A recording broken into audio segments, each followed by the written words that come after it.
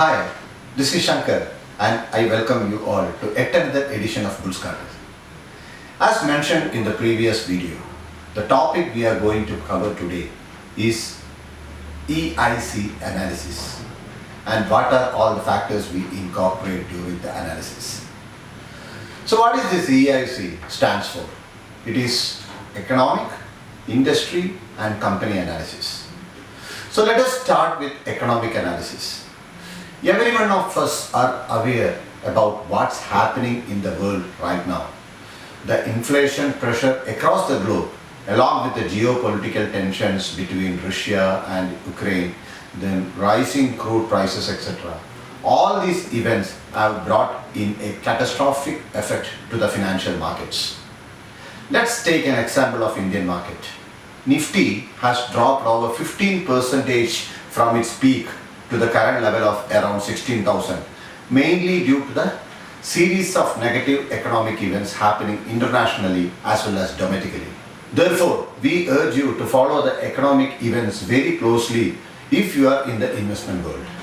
For the benefit of audience, we are sharing few key economic data which are of very important and to be followed by the investors. It is essential to understand the course of national economy because it affects the corporate profits, the investors' attitude and expectations, and eventually affect the security prices. In the economic analysis, it is important to consider the study of various trends in the economy, like its growth rate of GDP, the unemployment status, the inflation levels, the credit growth in the country, the bond yields and the associated ratings, the economic policies of the central bank, etc. and the relationship between economic trends and the policies and the stability of such relationship and also the world economic trends and their impact on our economy. All these things are some of the key factors which needs to be followed. Apart from that, the few economic factors to consider includes country's demography, the performance of agriculture and spatial distribution of monsoon rains, then technological development, availability of natural resources, then business conditions in the country, political stability of the ruling party. We currently have classic examples of the UK and Israel government collapsing. It is also important to keep a track on the international economic affairs like global GDP growth, the international crude prices, factors affecting the India's export and imports due to an event occurring globally, then foreign exchange rates and reserves within the country. In addition, it is always good to keep track of the numbers released by NSO consisting of a list of indicators that are keenly watched by most institutional investors. And you must follow this regularly to get a sense of how, where and why the markets are moving. The indicators by themselves are not important, but they provide a peek into what must be happening in various companies, in various industries, and therefore understanding the implications behind the numbers is of utmost importance. For example, the Purchasing Managers Index, also termed as PMI, which releases the manufacturing and services data on a monthly basis, helps to know if industrial and services activity shows expansion or contraction. Then we have this industrial production, which is also called as the IP, which is also released on a monthly basis, which helps to see whether the output of key industries expand or contract. We have the Consumer Price Index, which is also called as CPI or inflation, which is also released on a monthly basis, which gives an idea of the extent of rise in the price of a basket of commodities which is consumed by people in the country.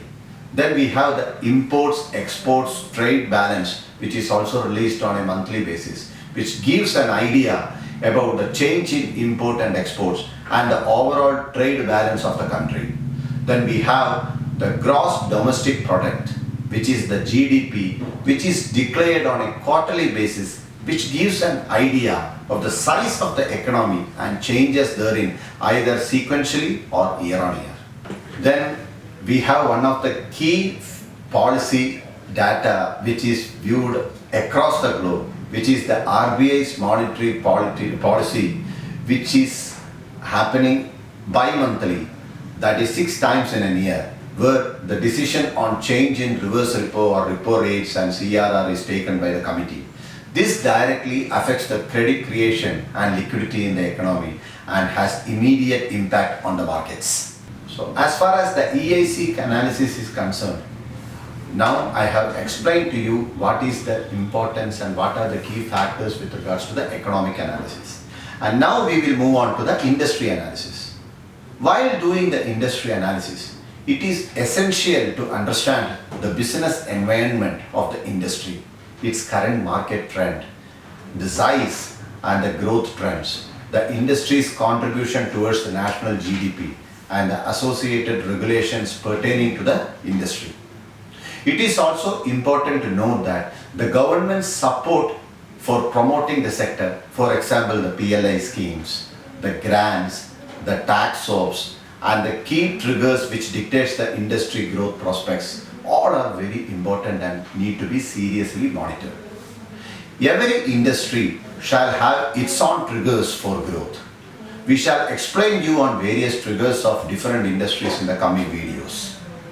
Once we have identified the key triggers, it is much easier to shortlist the companies to invest by applying the key triggers to the companies. So, now after the industry analysis, now we will move on to company analysis.